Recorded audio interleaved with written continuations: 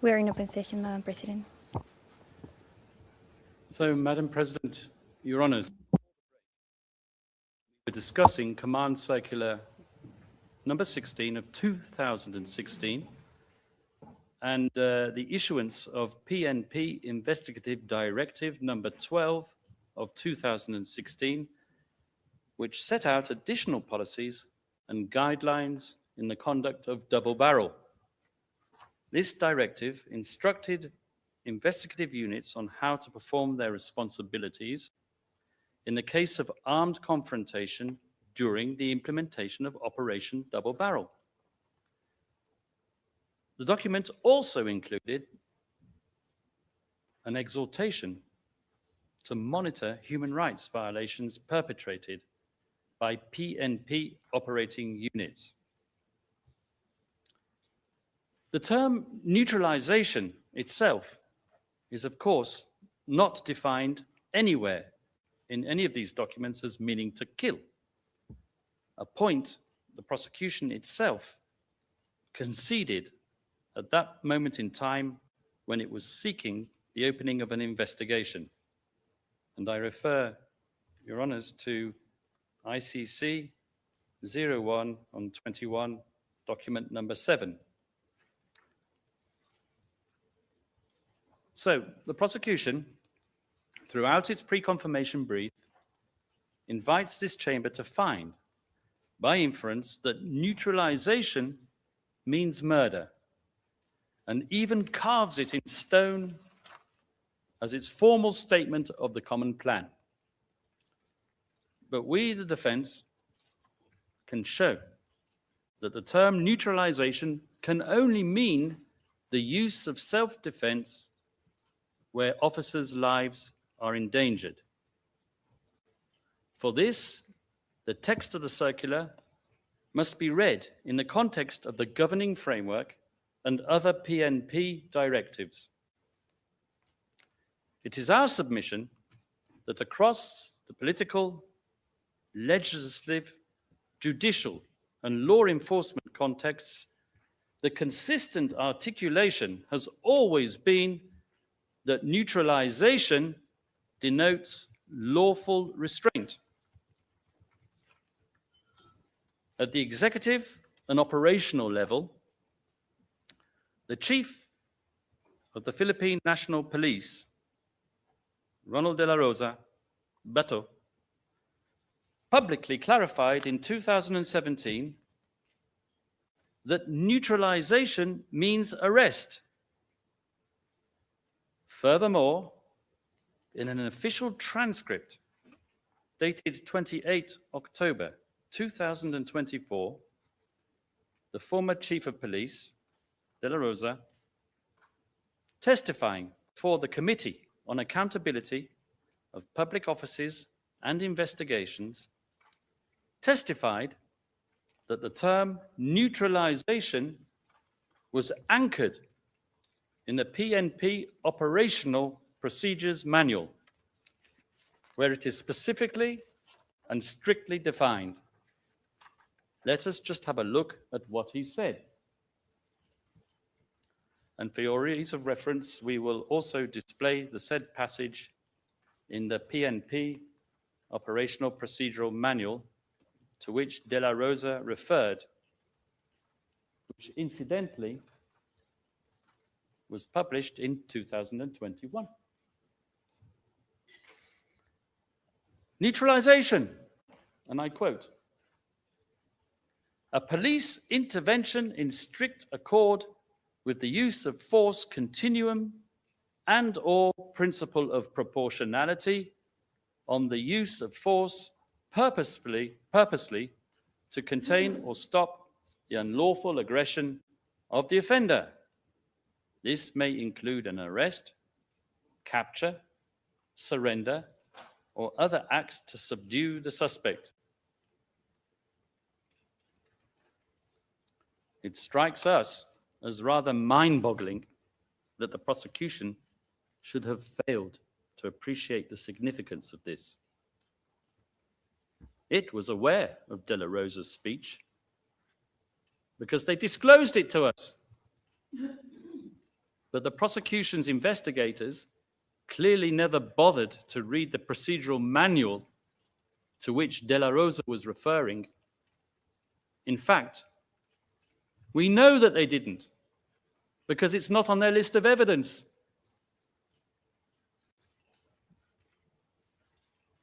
Within the judicial sphere, when the terminology was examined before the Supreme Court of the Philippines, in petitions challenging aspects of the anti-drug campaign, the government defended the circulars on the basis that they did not confer a license to kill. The Supreme Court of the Philippines, however, to date, has declined to issue any ruling declaring the campaign unconstitutional, has declined to invalidate circulars, and has declined to rule to date that neutralize or neutralization means to kill. The Supreme Court's treatment of the issue is particularly instructive. The court observed that the wording was neither novel nor introduced during the Duterte administration. It had already appeared, for example, in the 2014 revised PNP manual on anti-illegal drugs operations and investigation. In other words, the term formed part of the existing police vocabulary. The court further clarified that the mere inclusion of the term in a circular does not render that instrument unconstitutional, especially where the circular expressly mandates compliance with internationally accepted legal principles, public policy, and the full observance of human rights, as we showed you earlier. No circular has been invalidated on this basis, nor has it ever been established at the highest level of domestic judiciary that to neutralize means to kill. The judicial record does not sustain such an equation. In each institutional setting, therefore, the term has been situated within ordinary policing powers and constrained by the lawful use of force framework. The testimonies of those operating within that framework, the prosecution's witnesses no less, are aligned with this documentary record. For example, witnesses P1158 and P1170 explained that neutralize means to arrest or to incarcerate through legal means. It did not mean to kill. Witnesses P1050 and P1174 confirmed that lethal force arose only where a suspect's resistance placed an officer's life at risk, reflecting the ordinary doctrine of self-defense and consistent with Mr. Duterte's repeated public declarations that force was justified only in such circumstances. P1214 further indicates that operational decisions were made by officers on the ground within established protocols. So, Maître, je suis désolée de vous en... I'm sorry to interrupt, counsel, but once again, you need to be specific and provide the document reference number. You must specify the document number, the reference number for us. If I may, Madam President, Merci beaucoup, of course, Thank you very much. an understanding with the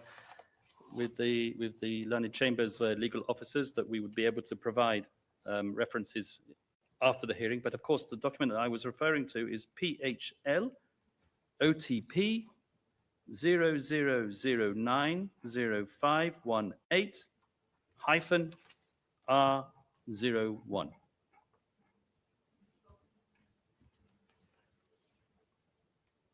So, Madam President, Your Honours, taken together, the manual, the public clarifications by police leadership, the state's position before the highest court in the Philippines, and even the prosecution's own corroborative witness testimony, all of this material demonstrates a coherent and consistent understanding that neutralization was articulated as lawful incapacitation through arrest and related measures, not as a policy of killing.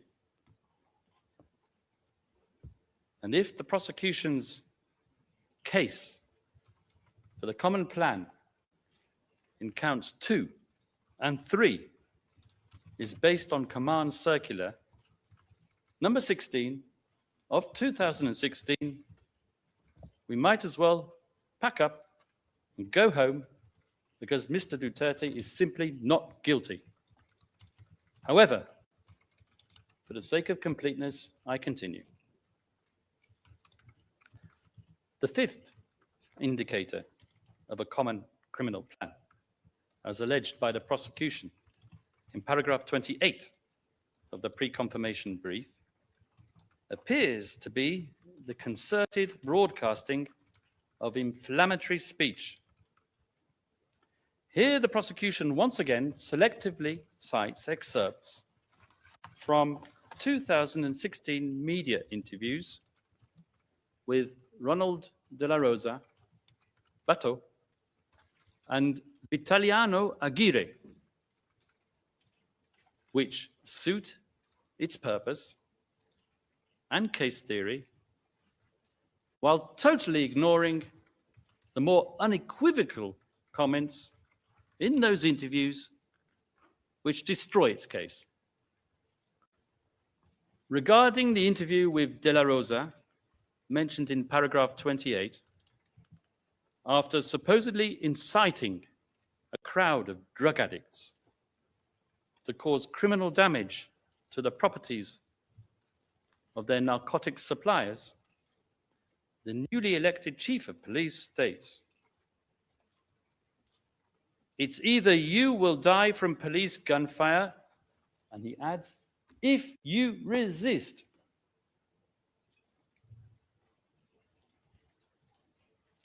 That's PHL OTP 00000849, page 2.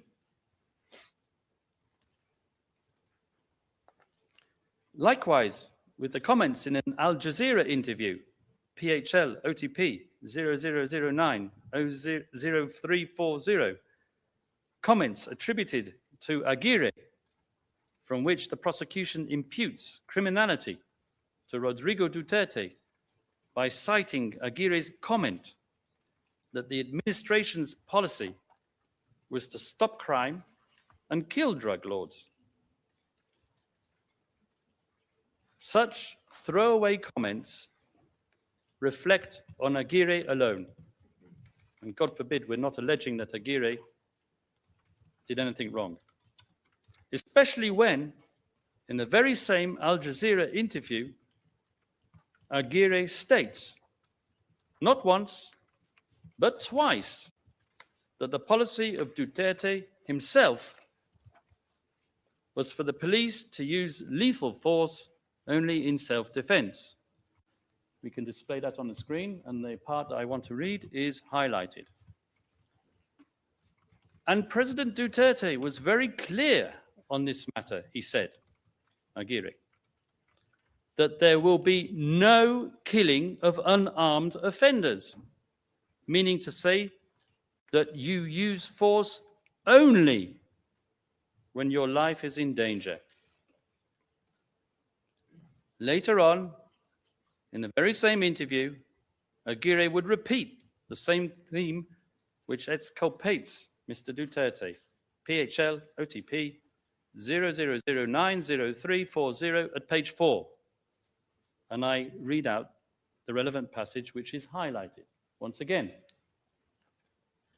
They are supposed to arrest them, but when they fight back, then the president has instructed them that they must first protect themselves.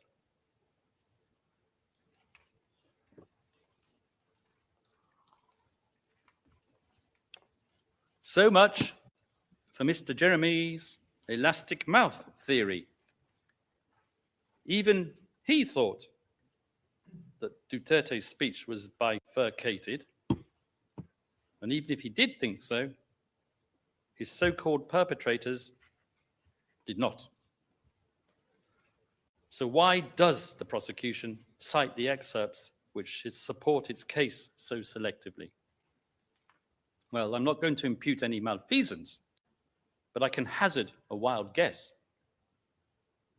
I would suggest that the people reviewing the prosecution's massive databases for suitable evidence are performing keyword searches. Most likely, some of the most utilized operands were the words kill and perhaps sometimes neutralization or neutralize. Once the member of the prosecutor's staff has his hit, he excises the excerpt, rejoices that he can slot it into the predetermined case theory, and does not bother to read the rest of the item of the evidence, where the exonerating evidence is unequivocal. Turning to the sixth indicator of the supposed criminal plan, as set out in paragraph 29 of the pre-confirmation brief. None of the speeches imputed to the former president, nor the use of what the prosecution calls dehumanizing language, dehumanizing language by the alleged co-perpetrators suggests criminality. I would suggest that it is within the bounds of acceptable, albeit extreme political discourse, to refer to drug users in such a way as beasts, animals, or to the barangays as being plagued by the drug menace. Well, the last one is true. You can hardly expect populist politicians and law enforcement officers to refer to drug pushers and criminals as upstanding pillars of the local community. I really do feel that the prosecution is at a loss if this is its circumstantial evidence for proving the existence of a common criminal plan. The same goes for the seventh supposed indicator of criminality, which is based on the names created for the two police operations, Double Barrel and Tokhang, along with their supposed evocation of firearms metaphors. While the source for this particular gem, witness P1207, a self-confessed murderous villain, might have guns perpetually on his mind and insert their imagery into his daily speech, it does not mean that those who formulated the anti-drugs policy were acting under a similar caprice when they devised the nomenclature for these two particular police operations. And of course, there were other police operations with completely different imagery, such as the one-time, big-time operation referred to by a few prosecution witnesses, and the riding in tandem operation. The mind can only boggle as to what type of nefarious imagery the prosecution believes that last title evokes. None of the indicators I have mentioned up until now have shown in any way a mutual meeting of minds between alleged co-perpetrators, evincing a communality of purpose or an agreement to act in an illegal fashion. Of course, the prosecution has shown us pictures of the alleged co-perpetrators uttering comments similar to those issuing from Rodrigo Duterte. But this does not indicate a meeting of minds, as I will elaborate shortly. The eighth factor, purportedly evincing a plan of agreed criminality, is set out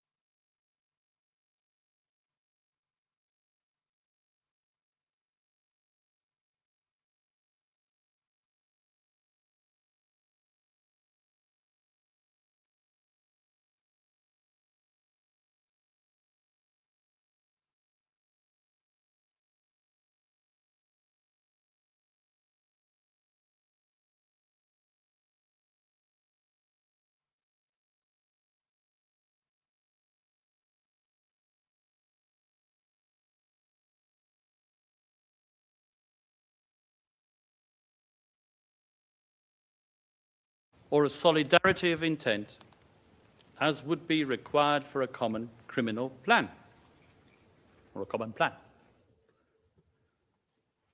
Concerning and coming to the ninth category of circumstantial proof for a common criminal plan, the prosecution relies on what it believes to be the Duterte's administration's unabashed publication of statistics recording the number of deaths occasioned in the context of the so-called war on drugs. But let us just look at how and where the statistics relied upon were being published. In two government reports, the first of which being the Duterte administration's year-end report for 2017, totaling 63 pages, covering every sector of government and the economy, and of which just 2 pages are devoted to policing activities. We can give you the document ID number shortly. It's on the screen.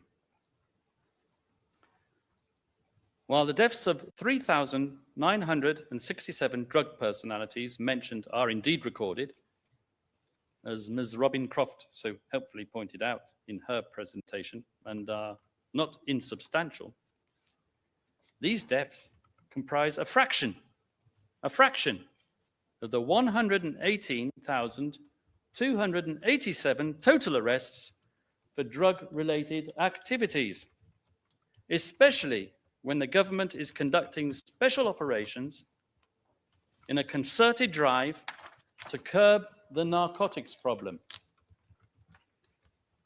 Such statistics are certainly not indicative of a wholesale policy of murder designed to supplant the process of law. If they were, then certain Latin American state parties would have regularly equaled or exceeded the Philippines in the number of law enforcement killings per capita of the population. What is quite egregious, however, regarding the prosecution's reliance on the 2017 Key Achievement Report is the way in which it glosses over, or rather ignores, those pages which do not suit its case theory. Take, for example, pages 28 of the document, which highlights the fact that 1,900 drug-related investigations had been carried out against law enforcement officers in the preceding year, with 375 police officers being dismissed, including the 2 policemen involved in the murder of Carl Arnaiz, who were later convicted and sentenced to life imprisonment. These policemen were affiliated with the Caloocan City Police Station, and where, so the report mentions, 1,000 personnel belonging to that station was sent for retraining.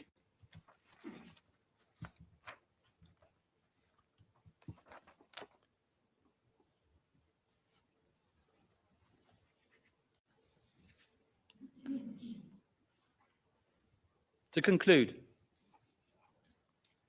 this document, far from being evidence of a conspiracy hatched between co-perpetrators, is in fact a testament to the Duterte administration's respect for the rule of law and written proof of its intolerance for rotten apple police officers. As for the second official publication, which is supposed to substantiate the criminal plan, we turn to the 2016 annual report issued by the Philippine National Police. The statistics are quoted, with all respect, in a misleading fashion. The tables used by De La Rosa, and particularly the pie chart, show a remarkably low incidence of deaths in comparison to arrests and voluntary surrenders. Obviously, the misleading aspect of that is the prosecution's representation of the statistics, not De La Rosa's. So, coming to the 10th and final source of circumstantial evidence, supposedly supporting the mutually agreed nature of the criminal plan. And this is the fact that the extrajudicial killings, to quote the prosecution's words, followed the same patterns and modus operandi, with the perpetrators covering their tracks. But here, let me ask a question which begs an answer. If the Duterte administration was so barefaced as to openly declare its intent to kill drug users and pushers and celebrate this, as the prosecution argues, in official governmental publications, why would it encourage the perpetrators to go to such lengths to disguise such an intent? I mean, of course, anything's possible. But I'm just pointing out the internal contradiction in the prosecution's case theory. In any event, as they say in English, there is more than one way to skin a cat. And the differing types of modus operandi that we have encountered in the prosecution's 49 incidents of murder involve all conceivable modes of butchery, ranging from strangulation, suffocation, to stabbing and shooting. Now, assuming that the prosecution can overcome the hurdle of proving the existence of a common criminal plan, how has it shown that the so-called co-perpetrators coordinated between themselves to reach a mutual agreement to execute it? Well, it hasn't. All it can do is show a selection of comments made by Mr. Duterte's closest colleagues in government, and all of which take their rhetorical cue from him. The prosecution then artificially defines the intended individuals, the identified individuals, as a collective of co-perpetrators. Now, common law jurisdictions, such as the one I come from, are familiar with these issues in the context of the law of conspiracy. The federal rules in the United States, for example, allow the statements of co-perpetrators to be used as circumstantial evidence, one against the other, to establish the existence of a conspiracy, but require that these statements be made during and in furtherance thereof. Narrative venting, which is what all these supposed co-perpetrators did, the ones identified by the prosecution, does not further the criminal objective. In furtherance thereof means that the statement relied on must advance the objectives of the conspiracy, such as through reassurances, updates, or actions taken to avoid detection. Now, I do realize, Your Honours, that there isn't too much jurisprudence on this matter, but let us look at it logically. Where can one really draw the line if it is sufficient to infer a mutual agreement to execute a criminal plan if we rely only on the statements of the people in the vicinity of a criminally verbose suspect because of the same quality of verbosity it alleges? This is what could be called bootstrapping logic, building on limited information with the very same information in an attempt to validate that information or to create a structure there without. Put simply, the prosecution has advanced its cart before its horse. It has merely selected a number of individuals working alongside the former president who made similarly offensive comments and has then called them co-perpetrators. Instead of seeking evidence which might shed light on the interactions of these individuals between one and another, and construing a criminal conspiracy therefrom, should the evidence even support such a hypothesis, the prosecution has taken its preconceived and predetermined premise of a criminal plan and forcibly superimposed it on these individuals. The artifice of the prosecution's working methodology in conjuring up this criminal collusion becomes even more apparent if we examine the evidence emanating from the crime-based perpetrators themselves on a granular level, especially from the prosecution's own star witnesses, three of whom supposedly formed the hardcore of a more limited organization referred to earlier in my submissions.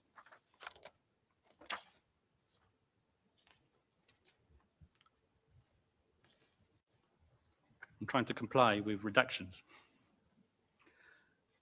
P1, for example, a self-confessed murderer whose recruitment by the prosecution will be examined elsewhere,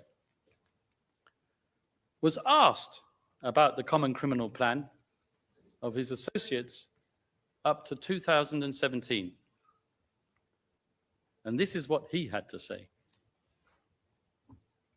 Every time somebody was at fault against the government of Rodrigo Duterte, we didn't bother to send them to prison.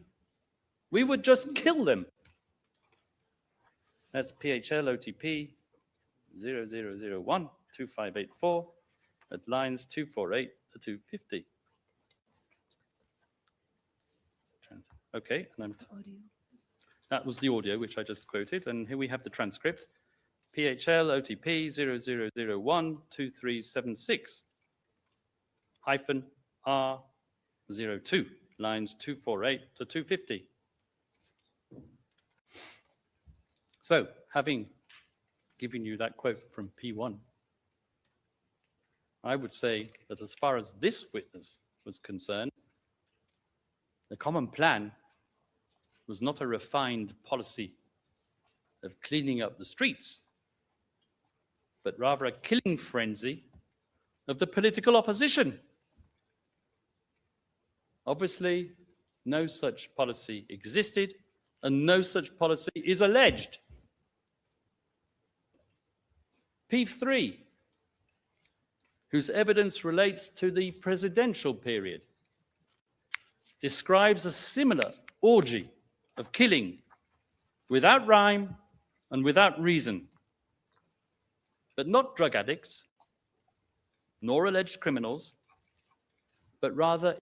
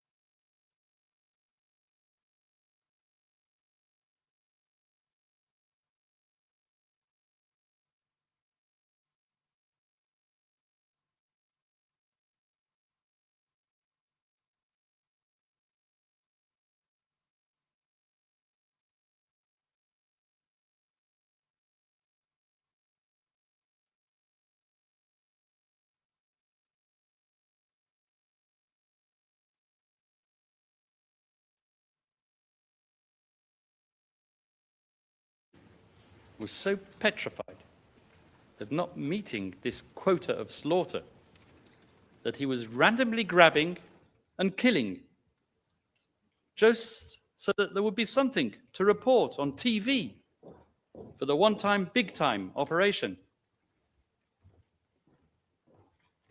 Now, I ask you, how can P3 have been operating under a clear criminal direction to target drug users for murder, criminals for murder, when he states that on occasion he would perform so-called clean arrests?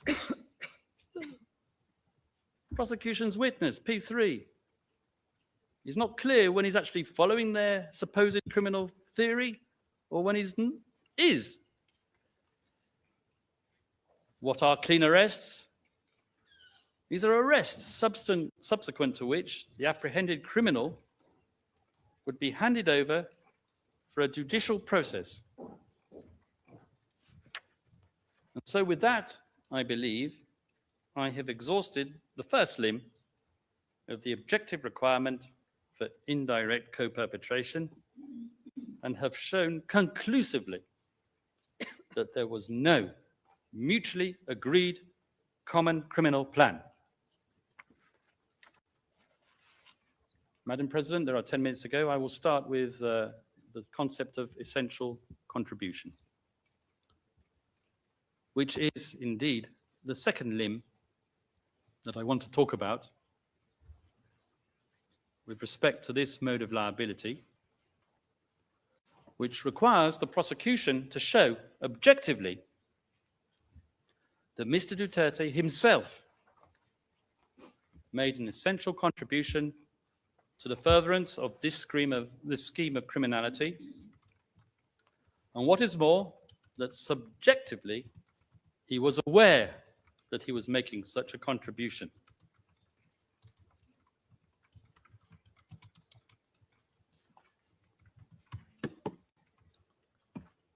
This is what us Latin-speaking lawyers, would call the sine qua non test. Or to put it another way, did these 49 murders, which the prosecution has identified, occur specifically because of Rodrigo Duterte's involvement?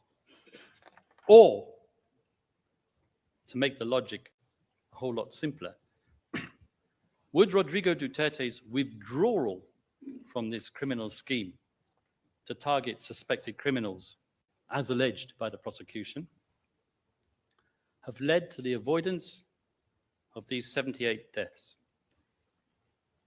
Let us see where this test is set out in the Ali Koshaib trial judgment.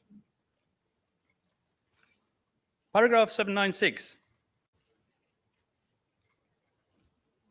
And I'm going to quote the essential part for the purpose of the essential contribution. The accused must make an essential contribution without which the commission of the offence would not be possible. To hold an accused liable as a co-perpetrator under Article 25(3)(a) of the statute, it has to be established inter alia that he or she had control over the crime by virtue of his or her essential contribution to it and the resulting power to frustrate its commission. Well, here,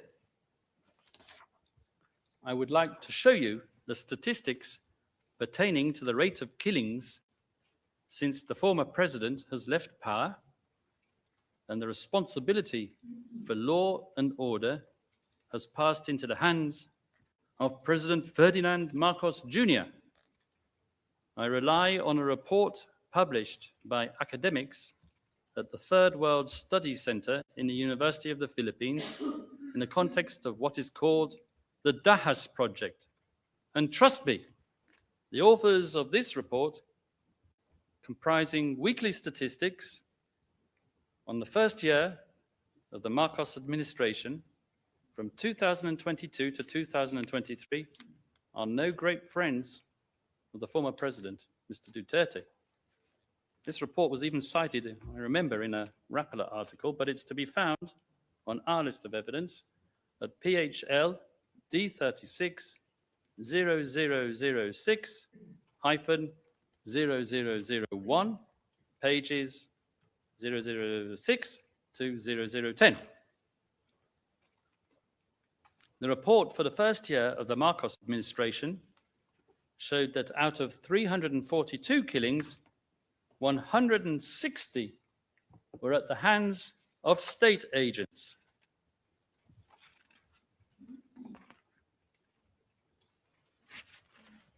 And the figures and the statistics just kept on rising, with the second year of the Marcos administration, 2023 to 2024, showing an increase in deaths at the hands of vigilantes, albeit a decrease in deaths at the hands of law enforcement officers, from 46.8% to 34%. Hardly a statistic to be proud of. So, with all the prosecutions, fancy bar charts, I'm pretty sure that if they were to recreate them for the period of 2 years after Duterte left power, they wouldn't have room left on their computer screen. The numbers would be so sky high. The conclusion is that there is no reason to believe that Duterte's disappearance from the political scene would have frustrated the ongoing incidents of murder at the hands of state agents or vigilantes. Clearly, I'm forced to ask myself whether anyone on the other side of this room has thought of investigating the Marcos regime and the related phenomenon and holding someone accountable. Why are my colleagues sitting to their right, the victims' representatives, not clamoring for accountability for those deaths? Or is it of no consequence now that Mr. Duterte is sitting in the ICC detention center? I've reached a natural break, Madam President, in my submission. With your permission, I would like to continue after lunch. Judge Motok. Thank you very much, Mr. Kaufman. We will suspend the hearing now for 90 minutes to resume at 2 p.m. Thank you very much.